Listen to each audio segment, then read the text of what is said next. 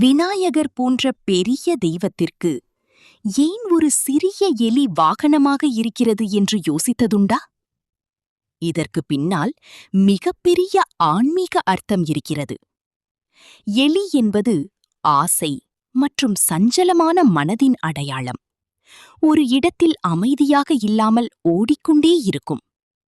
அதேபோல் மனித மனமும் ஆசை, பயம், கவலை, கோபம் என்று எப்போதும் அலைந்து கொண்டே இருக்கும்.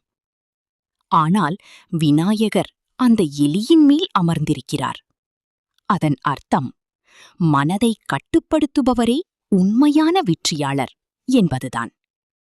விநாயகர் நமக்கு சொல்ல வருவது, உன் மனதை நீ கட்டுப்படுத்தினால் உன் வாழ்க்கையையும் நீ வெல்ல முடியும். அதனால்தான் எந்த நல்ல காரியத்துக்கும் முன் முதலில் விநாயகரை வழிபடுகிறோம். விநாயகரை மனதார நம்புகிறவர்கள் பிள்ளையார் போற்றி என்று கமெண்ட் பண்ணுங்க.